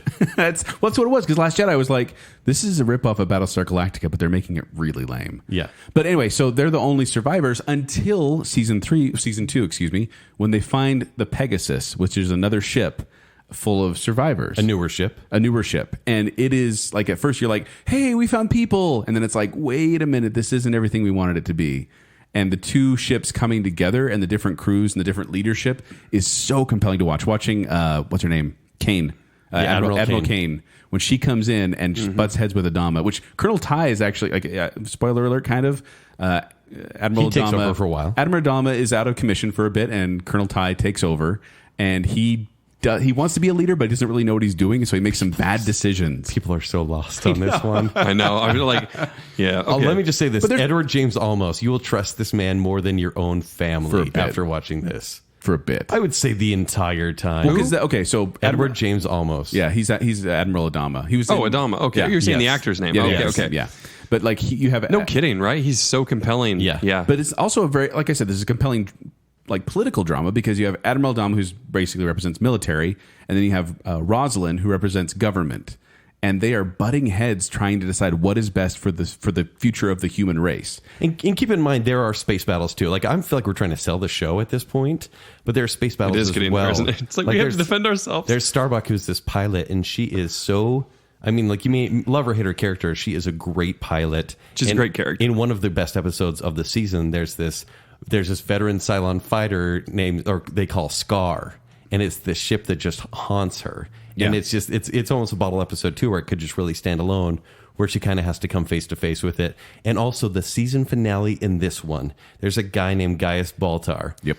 And he is the wormiest character you'll ever meet. So slimy. Like, I mean, he's just one of those that can talk his way out of any situation, and he'll flip sides back and forth. And he basically falls into a role, and I'm not going to ruin it because please watch the first 4 seasons of this show. Yeah, worth it. He falls into some power and makes a poor choice, and it affects the end of the season, which is such a great season finale. It's very well done. Like, seriously, all right. I recommend watching at least, like you said, the first 4 seasons of Battlestar Galactica. Ooh. Next up. All right. Well, that was a lot. It was Full House. From like really heavy. Including Fuller House. Go, Kent. Let's make this as sad as possible. A widower and his 3 daughters. Yeah, make this depressing. Need as much help as they can. So he brings in his best friend, who they call their uncle, and his brother. Oh, man. Is it his brother or his dead wife's brother? Jesse or Are Joey? they just 2 friends? She's dead. No, one of them's a friend. One of them's actual. I think Joey's related. Jesse's. Does anyone know at this point? Man, I should know that. I think Jesse is related. Yeah. Jesse Cochran / Kotsopoulos, because they changed his name throughout the series. Anyways, this is Full House, TGIF's highlight show, I would say. But the best season of Full House is season 4. Have we matched again? Wow. How did we match on this? Do you know how we matched? If every word that I said could make you laugh, I'd talk forever. I have no idea what you're doing right now. You're doing Uncle Jesse's song. This is when Uncle Jesse and Aunt Becky get married. And the season So ends. Kent likes that? Apparently. No, they are a great match. They really No, but that's just it. So they get married in this season, and then they get pregnant at the very last. And so this is pre-twins, which I feel like the Jesse and Becky's kids kind of brought down the show a little bit. It was like Cousin Oliver thing, because Michelle was getting on in years. She was 4 at this point, and so she couldn't be as adorable anymore. But this has episodes like Shape Up, when DJ tries to lose weight.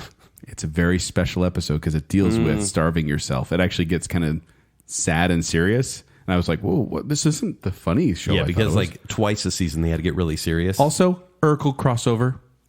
Urkel.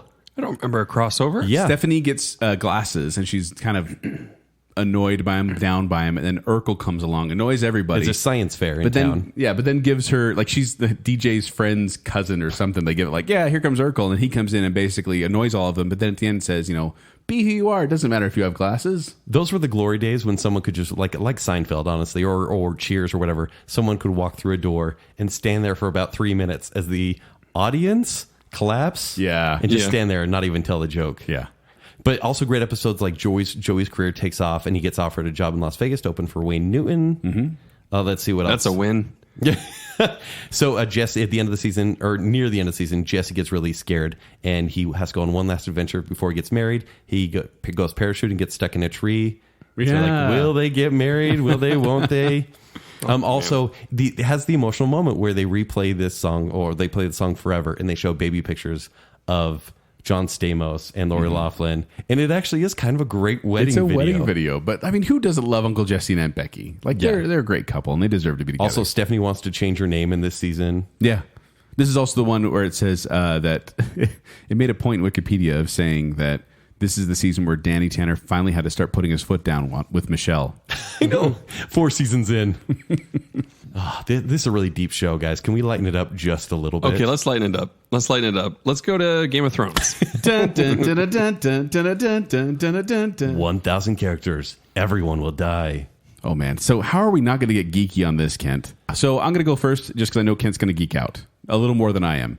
And I'm going to say season 2 of Game of Thrones is the best season. Yes, and I'll tell you why, Kent. That is my least favorite season. Blackwater. The Battle of Blackwater Bay. It's a great episode. No, that's just it, Kent. So the first season, I was like, okay, this is an interesting show. And it was the second season when I finally went, oh, this is good TV. Like, this is the one that kind of sold me on how much I like this show. Really? This features Theon's betrayal. Okay, so Game of Thrones, it really is just what it sounds like. It's a game. It's not a game, but it's like these people trying to become the next leader. And so it's like who can be on the throne and who's commanding what armies in what area. And no one ever wins and everyone always dies. Right. Basically. Yeah. But this features one where there's this huge betrayal where Theon Greyjoy, who's a friend of this family of the Starks, decides that he's no longer going to be with them and just completely ruins them, which is why I have no problem with everything that happened to him after this. You don't? No. I do. I honestly do. This also features, like I said, the Tyrion Lannister. He's defending King's Landing against Robert Baratheon. It's actually Tyrion Lannister's funniest portrayal in the whole series. This also is when Robb Stark, after someone passes away at the end of season 1, Robb Stark kind of starts rising to power, and you're like, hey, we still have hope. It's a hero's journey for Robb Stark. We meet Brienne of Tarth and her journey with Jaime Lannister. Like, they play so well off each other during that.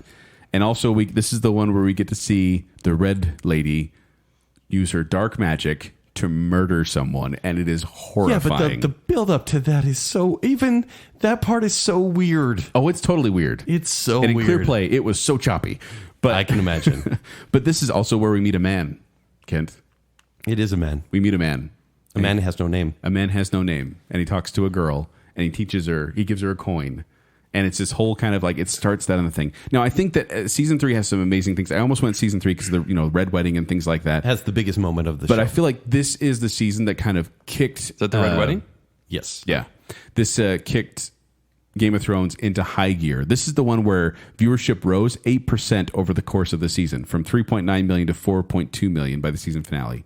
This is where it started to take up that curve, and they actually got a 15% budget increase for the Blackwater Bay battle, which was amazing to watch. It's so, to give a little bit of clarification, this is a show that has a lot of money to spend, but they never really did action. It was just more characters and locations. Yeah. But that is an action show. That is an action episode. And it blew me away. Like, yes. It was like Dragonfire in my mind. Oh, it's beautiful. Also, this is, and at the very end, we get to see White Walkers, which is kind of a big moment where it's like, oh, these are the things we've been talking about the whole You said time. I was going to geek out, Joel? I was. This is true. Geek away, Kent Kent. has nothing to say now. Season 6 is the best season of Game of Thrones. Season 6, isn't that the one that just happened? Season 7 Season 7 just happened. Season 6, I know why he's going to say this too, is because that ending, that finale is amazing. Also, This is Dragonfire. someone dies at the end of 6. Everyone dies. I can say that in every Yeah, I was one. going to say. So in every other season of Game of Thrones, the penultimate episode or the second to last episode always has a big moment, like Joel's Dragonfire episode he's talking about. Yes. My penultimate episode has the Battle of the Illegitimate Children. And they spent $15 million and they made a war film to beat most war films. It's an amazing battle. It is so great. And you truly believe that the worst is going to happen, and there's redemption, and there's loss, and there's vindication by the end of the episode. And one of I would say the most despicable person on the show, maybe even more than Joffrey, gets his comeuppance. And then, usually the last... I wonder who he's talking about. I know who he's talking The about. last I don't episode know. of the season is usually like setting up the next season. The last episode of this season, more death. So and much. the green trial that happens with the Dragonfire. Yes. And it's basically, if you just want to watch 7 minutes of tension, go to YouTube. You can watch this and just look up. Who would want to watch 7 minutes of tension? It's phenomenal. People who And watch you Game of Thrones. You hear the score play. The and as score is everything amazing. plays out, and it is gut wrenching, but it is so amazing. And not choppy from Clear Play. They left that alone. Okay, good. No, but also in this season, this is the one where there's a little bit of like, not time travel, but seeing in the past, and you actually get reveals for what the questions from season 1 and 2. Right. You actually get to see what the truth is, and you get to see why Hodor is Hodor. How many seasons are they making, Kent? They're making 8. The next one will be the last one. Yeah. Which is sad too, because season 7 wasn't eligible for any Emmys because when they filmed it and when they aired it, it didn't make the cut. So I Yes. feel bad for him. But this, the reason I didn't choose 6, Kent, because I think 6 was very, very well done. Yeah. But it's almost too involved by that point where you can't really enjoy it unless you know so much about the rest But of it. it's the payoff, right? We're No, getting it to is. that point. And that's what I'm saying. I'm not saying it's a bad a season because it's a really, really good season. But I chose season 2 because I still felt it was early on where you didn't have to know where every moving piece of the You're puzzle. right, because like the first part of the first episode is Arya gets revenge on a certain family, and it's so great. Yes. But if you've never seen anything before that, you'd be like, okay, I don't really care. that's a really good one. But it needs to happen. Almost every episode has a big moment where you're like, finally, or oh no. Yeah. They're really sprinting for the finish line in Game of Thrones. So I'm excited to see what's going to happen. Next up is 24.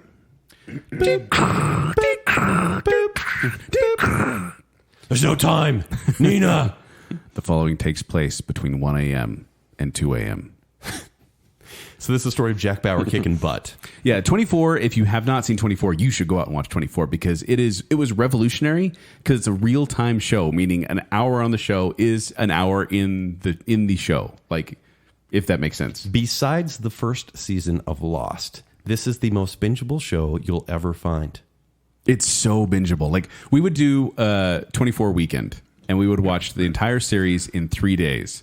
And so we'd watch 8 episodes per day. I am so jealous. That sounds wonderful. It was amazing. It was a college experience. We'd get around, and then we all had what we called what do we call them? Like smacking tubes. We all had like big paper rolls or bats. You know, very interesting college experience. But whenever something Smacking frustrating would happen, which happened a lot in 24, Yep. we would just beat the cushions or the love sack or whatever was around. Just get so frustrated. That was our way of kind of dealing with the stress that happens. But it's all about a counter-terrorist unit, CTU, and Jack Bauer is involved with CTU. He has various. He's a rogue agent. He has various roles within there because he's within the same season, it's like he gets fired and rehired, and he's directing, and then he's not. They're hunting him down. But it's just amazing because like the whole thing is they have to stop this terrorist threat, and they have to do it in a day, and so they have 24 episodes, 24 hours. And it's amazing to me. Like it almost made me kind of like those poor people have to just wear the same shirt every time for a whole season. Oh wow. Oh yeah. But then it's also funny because like I almost held other shows to the same standard when they're like, okay, we got to go over here, and then they're there in the next shot, and I'm like, that didn't take very long at all to get across town. And I have to remember, it's not real time. But okay, Ken, you want to go first on this one? I do. I'm going for season 5 of 24. Oh, please. Season 5 is where so many things come to a head, and it is the most compelling and the most dramatic season yet. A lot of people like 5 best. Why are you hating on 5? And I'm going to give a huge spoiler here. Chloe. Oh, poor Edgar. I mean, CTU, there's nerve gas. Someone drops nerve gas in CTU, and a very lovable character dies. And actually, most people in CTU die, but that's not it's even really the biggest part. surprising, actually, that they killed him. No, and that's the thing is, I think after 4 kind of went downhill, 5 was an uptick, but definitely not the best season. It is easily the best season because the first episode, it takes place from 7 a.m. to 8 a.m. That's why it's the best? What's the threat in season 5? Season 5? Yeah. The President of the United States of America. Oh, it's Logan. It's President Logan. President Logan. He's the most evil president ever. Because, just like that, it's like, most evil president ever. So Jack is in hiding from the previous season. He's changed his name. He's working oil refiner because so many other countries, like the Chinese, are after him. But the first moment you have former President Palmer just talking. He's on the phone. And can I spoil it? You can spoil a little. I'm not going to spoil it. I don't need to. But that's one of the reasons I don't like the season. Because they take out 2 or 3 main characters that we've grown to love. Grown to love. The only loyal people in Jack's life, like President Palmer. I'm just going to say it. Jack has protected him for 4 seasons. Yep. And then boom, and you're like, no. But what did you do? What did you do? And the president is behind all of it, and it is so fascinating. This one to me, there wasn't. I can't even think of a weak moment. There was no Cheetah and Kim. Cougar, or whatever it was. You should know cougars can't. Yeah. That's like season 1 stuff when they had to fill the time. We're like, what are we going to do? Oh, it's season 2. Yeah. No, it's I remember when season, the cougar came out and I was like, what am I watching? Every season has its weak moments, but this one to me is the strongest. Yeah, season 2. And then like the first lady, she kind of falls for the head of the Secret Service, and you actually want the relationship to work out. Yeah, Aaron. All right, so number 5, huh? Number 5 easily. I disagree. All right, Joel. So I'm going to be a hypocrite here because just a second ago I was telling Kent, no, it can't be that one because you have to know so much of the backstory to really appreciate it. Right. 6? No, 6 is the worst. That's what I was thinking. No, season 3. Oh, well, that's... Because that's really? No, because here you think you have season 1, season 2, and season 3. That's the trilogy. That's the holy trinity of 24.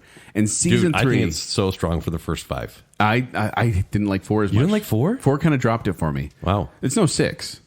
Geeky. But season 3. So season 1, the threat is an assassination attempt. Season 2, it's a nuclear threat. Season 3, it's a virus. And this is the one where okay, so I'm just going to say it. This is the one where Jack Bauer has to make a horrible, horrible decision because the terrorists are basically saying you have to kill this other member of CTU in order to not have the virus released. And the whole time you're like, they're going to get out of it. They're going to get out of it. They're going to get out of it.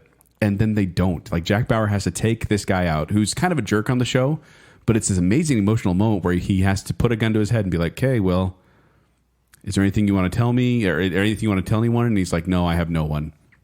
And then Jack Bauer shoots one of the other employees of CTU dead. And then it goes to the silent clock, which if you don't know, at the end of every episode of 24, it shows the clock and it goes, and this one, it just shows a clock ticking, but there's no noise. And I remember we all sat there in silence being like, is he dead? No. Is he dead? Like, we were all so shocked by this. This also features the romance between Tony and Michelle, which is a great powerhouse couple on 24 and people you know and love and trust. Joel, are you getting emotional over there? A little bit. Joel, why are you so mad at season 5 then? Because they have a happy ever after in that one. But then Chloe O'Brien, also this is the first, season 3. Does Chloe hook up with the cougar? Is that what it was? Chloe appears for the first time in season 3.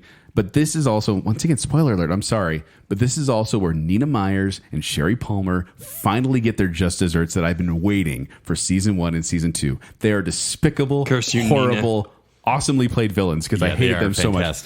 David. Sherry is so I actually bad. thought the threat was the worst thing, though, in that The viral season, one? the viral No, stuff I in the love that hotel. one. I didn't really care for it. No, I really enjoyed that. Can you guys see anyone but Sherry when you see that actress No, playing somewhere no. else? I feel bad for her It's because like you're done, lady. I hate like her. all She's Joffrey. She's basically the Joffrey of she is. this. Retire But now. yeah, I chose season 3 because it was this culmination, and you really can watch the first 3 seasons and pull that out and say, this is a trilogy, and then they have the next trilogy, which is 4, 5, and 6, where a continued story goes through that with all China and everything. Okay.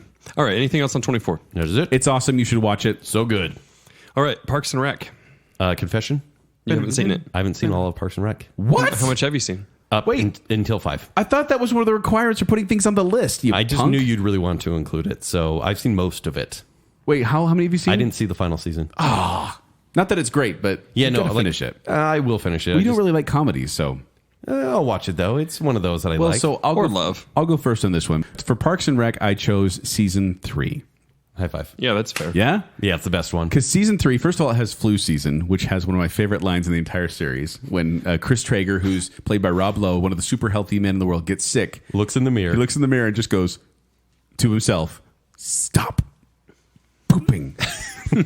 Which to see a man who is so neat. he's trying so hard Have to to just say that talk to into his himself. body. This also has Ron and Tammy part 2 when Ron Swanson's ex-wife comes in now, completely changes him. It's So grimy. so gross and so hilarious. And then you get Harvest Festival with Little Sebastian. Don't talk about little Sebastian. Well, that's just it. So Little Sebastian, who's this miniature horse in the series, and it's so funny because like Adam Scott, Ben. yeah, he plays Ben. He's new to this town, and like when they bring in this miniature horse called Little Sebastian, everyone, even the stoic Ron Swanson, freak out. Like Ron starts giggling over Little Sebastian, and then like the whole time Ben's like, I don't get it. It's a miniature horse, but he's this huge celebrity. And then at the end of the season, they have the funeral of Little Sebastian, and Ron Swanson, basically. He sheds a tear over Little Ron Sebastian, Swanson sheds a Yeah. tear. who shows no emotion whatsoever. This is where he finally It's gets the second time he's ever cried. The first time he was hit by a bus. Yeah, he says I felt like cried twice. My first time I was hit by my bus. The second was when I heard Little Sebastian die.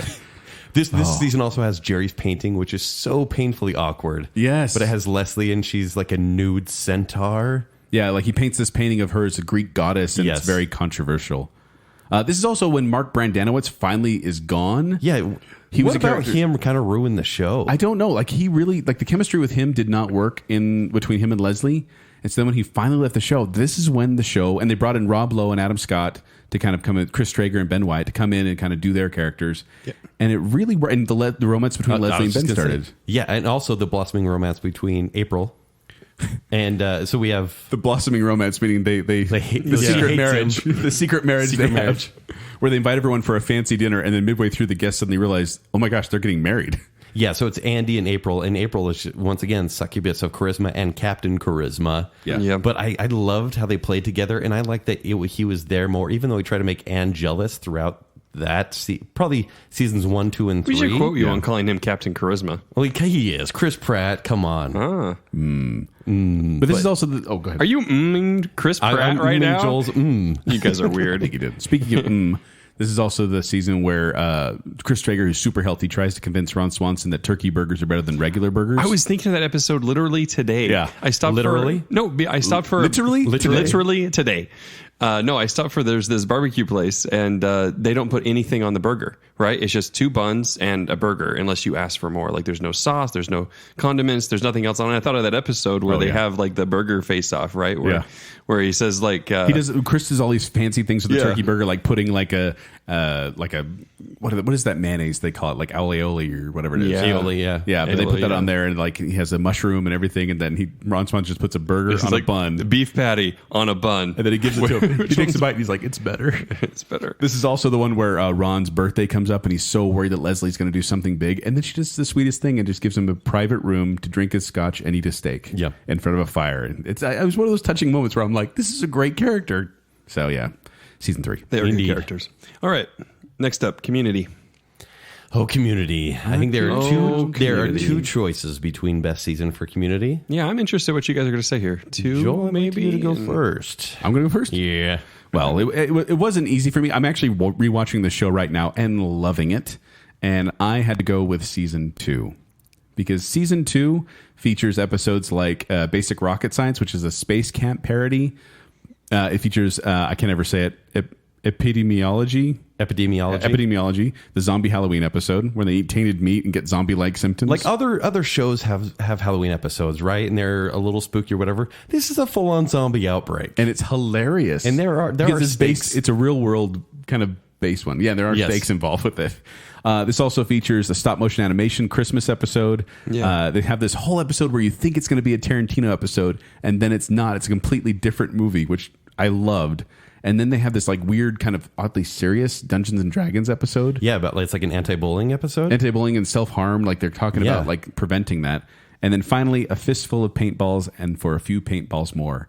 Like I loved the first paintball episode. Yeah. It's actually what changed Community from like a standard sitcom into amazing. To a fantastic. And that was season 1. Wonderland. Yes. So I was like, there's no way we're going to improve on that. But these 2 episodes, like the first one's like this kind of spaghetti western and Josh Holloway's in it. Yeah. Which is hilarious. But then for a few paintballs more, also really good. This season, I when Troy meets his hero, LeVar Burton, is one of my favorite moments in the entire series. Yeah, because he just panics when he sees LeVar Burton. And then he goes in the bathroom and starts screaming like, "I didn't want to meet him in person. You can't disappoint a picture." Like I just love that one. But yeah, I think this one is just so funny, and so I had to say season 2. Ken, did you go 2 too? Joel, can I get one of these? Season 2. That was a little bit better, right? That was a little better. Yeah. Joel and Kent in the morning. Season 2 is fantastic. 3 has so many great moments. In fact, maybe my favorite episode. Is season 3? Yeah, Remedial Chaos Theory. Which one's that Darkest Timeline. Yes, of course, with the different timelines. Oh, man, that's such a great episode. But I would say my favorite episode in season 2 is Advanced Dungeons and Dragons. I like the serious take, and they explain Dungeons and Dragons in 22 minutes. Yeah. And it's very well done. Concise. Oh, this is also the season that taught me about bottle episodes because they have cooperative calligraphy. And during the episode, they're all trapped into the study room together. And then Abed starts going, "This is a bottle episode." And they're like, "What's a bottle episode?" And he's like, "When the production starts running out of money, they do a bottle episode to keep characters in the central location so they don't have to spend as much money on other locations." And I was like, I've seen that in shows. And also, this is the beginning of 6 seasons in a movie. Yes. I still hope for that movie. I still hope. It would be nice. Except for like that happened with Psych. And I don't know if people were really... it'll happen like 10 years later. Happy about that. Also, this episode has, I think, actually the first episode that really drew me in because I remember watching it and I was like, what is happening? But when they have the secret trampoline, trampoline, I was like, what is this? Like, I knew this. I watched some of the first season, didn't really care for it. Watched season 2, and oh my gosh, the secret trampoline was amazing. And then the end was such a shock. Yeah, that was a weird episode, but I loved it. The paintball is what did it for me. Okay. It was like, what is going on? This is like a fantasy world now. If you haven't watched Community, it is like it really is kind of the epitome of kind of a Baconsale show because so many pop culture references pulled into one series. Definitely worth watching. Yes. You guys have a lot to say about these TV shows. Maybe we should have made it 15 shows. Yeah, probably so. Or maybe pick 15. ones that Kent has seen the entire series. Oh, come on. I saw it. No, honestly, he needs to see less and there's less to talk about. Speaking of shows I never finished. Same here. Who's going to finish this one, right? All right. Next up, besides Joel, Downton Abbey. Downton Abbey. Wait, so if you're smart, you leave after like 1 or 2 Neither seasons. one of you finished this series? I finished at season 3. It just keeps circling, you know? Oh, come on. And I actually hear it gets okay, but when there was so much drama And then the way it ended, I was like, are you just trying to get viewers? Like, what is this? It was fine in the end. Yes is the answer to that, Ken. Yes, Right. they are. That's what they do. That's what they want. Kent, you want to go first? Since you didn't watch it? Yeah, so I watched 1 through 3, and then I skipped 4 and 5. I feel like 1 through 3 is kind of the meat of the show because it's all about Mary and Crawley. Mm-hmm. Matthew Crawley. And so I'm going right in the middle. Season 2, I mean, there's strong points in every one, and I'd say 3 has some of the bigger moments, but because they put in 2 deaths, which felt kind of pointless for me, even though actors have to go their way. One of them was really powerful. Can we choose season 1 once during this whole thing? No, we purposely went against season 1. Never once. Sorry. So season 2, I feel like is my favorite one because this is the one, it almost kind of makes me laugh because there's less dinner parties and there's more World War One. Yes. Or was it 1 or 2? No, World War One. You're right. Oh, it's not 1? Or it is 1? It is 1. And so, everyone, even the help was going to World War One and then coming back like the next episodes. I'm like, how often did these guys just travel back and forth? For example, Thomas, who you hate in the show. Thomas Barrow, mind you. Yeah, he gets injured on purpose so he can come back because he's a coward. Man, I hate Thomas. Everyone does. Also, there's a Christmas episode. It's after the season finale, but still considered this season, where Matthew finally proposes to Mary because they play that up for 2 seasons. It's Yes. like it's a Ross and Rachel thing. Where it's like they're dating someone else, but they still always look at each other. No, this is okay. So Kent, I Yes. picked the same one. okay. I picked season 2. I almost picked season 1, actually. This is one where I came close to it. Season 1 seemed like the best one here. Season 1 was quite good, but I feel like season 2 was kind of where I started getting more involved with the characters and caring about them. So when Daisy gets married to William right before he dies, even though she doesn't love him, I was like, oh, this is going to be bad. But then she ends up forming a lovely relationship with his father. Right. This is also when Downton becomes a convalescent home for wounded officers, which is funny to see kind of their reactions to having to help people in their home, which they're supposed to be entertaining in, which is also enjoyable. And this is also the one where Anna and Bates marry in secret. And then Matthew's fiance dies, which is a shocking moment because the whole time it's like, will they, won't they? Matthew gets injured and like they think he's paralyzed for a while. It's actually a great moment though when he comes back. So Mary's singing, and all of a sudden Matthew comes back, and it's a great scene there. Even though they couldn't really be together, Yeah. her happiness was, you're like, oh, just get married already. Yeah, and I feel like this is also where kind of Sybil. Oh, yeah. We're getting so geeky. I know. This is She where becomes Sybil, an independent woman. Yeah, well, this is like kind of where because before it was like the Mary show, and now it's like, oh, Sybil, she gets some time too. And then after Sybil, passes away later on, and then then Edith gets her time to quote unquote shine. And Peggy. Yeah. So yeah, Glad I stopped watching that. So when did you stop? Season 1? Well, I watched season 1. I started season 2. Yeah. And then I was like, oh, they don't know what to do. No. And then I circled around. I think I mostly finished season 2 and was like, no. My favorite is like I started pulling the Joel method at a certain point where I was just going to go to start IMDb reading, and reading yeah. the synopsis and basically be like, I've only done that at a couple shows. You do Episode, that it was all like the episode time. 7. It's No. like the family hosts a dinner party and the Dowager Countess gets offended. I was like, that's the description of your episode. Yeah, Yeah. it's Ken. It's very low concept. You have to really get into the Oh characters. my gosh. This is also the one where Bates gets arrested for the murder of his wife at the very end. Poor Bates and Anna. That feels, it's too forced. All the No, Bates it stuff. was great. Yeah. It was Drama great. put on those It doesn't two. feel real. No, this is exactly how it was, Jacob. No, it wasn't. Downton Abbey is fact. We ended on Downton Abbey. Okay, I guess we're ending on Downton Abbey. So We ended on a downer, just like Downton Abbey did. we ended on a downer to Nabby. Oh, but no, thank you for listening. Let us know if you agree with our choice for these seasons. And it's fun to go back and kind of look at these different series and see what the seasons work. Sometimes they get all blended together. Yeah, I hope we didn't spoil too much, but you should have watched these shows by now. But there you go. So let us know on our Facebook page. Let us know on Twitter. Let us know on Instagram what your favorite seasons of these 20 television series we talked about today are. Also, I really want to hear suggestions for the sequel to this show, if there is one, where we have different TV shows, right? Like, Yeah. like what? Yeah, like Yeah, give TV us- shows we should watch. Yeah. Yeah, exactly. So yeah. But if you want to find me, you can find me at 786Joel on Twitter. You can also find me performing with Quick Wits. They perform every Saturday night at the Midville Performing Arts Center. For more details, go to qwcomedy.com or go to the Quick Wits Facebook page. If you want to find me on Twitter and Instagram, it's at Kenny3DD. If you want to read my movie reviews, it's ShowtimeShowdown.com. You can find me on Twitter at Jacob A. Rogers. Also, Baconsale is on Twitter at Baconsale, as well as on Facebook. And go find our merchandise, tpublic.com/Baconsale. Man, guys, this third thing is killing me. I wish someone would just put me out of my misery. I'm on it. Live from Jacob's bedroom. I feel happy. Oh, happy days.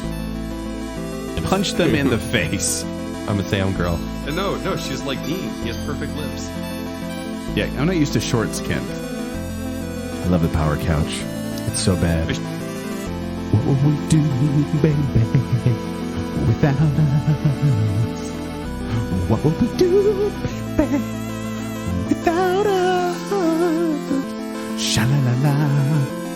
What is the pink bear? And now with VidAngel, it's even better. Battle of the illegitimate children. I was saying Boo Earns. Like penguins. Here, let me rub your shoulders. Just watch it. This is like dragon fire in my mind. Oh, they got married? Oh, that ruined the whole show. Wonder why you feel that way. It's called Cylons from a different part of the universe come in and destroy the planet, and only Battlestar Galactica is able to escape. Although some Cylons look like human people, and one named Six is extremely attractive. Yes, she is. You lost your voice and your joke. Yeah. Joel and Kent in the morning. Close the windows, turn off fans, taking off pants. What? Sha-la-la-la.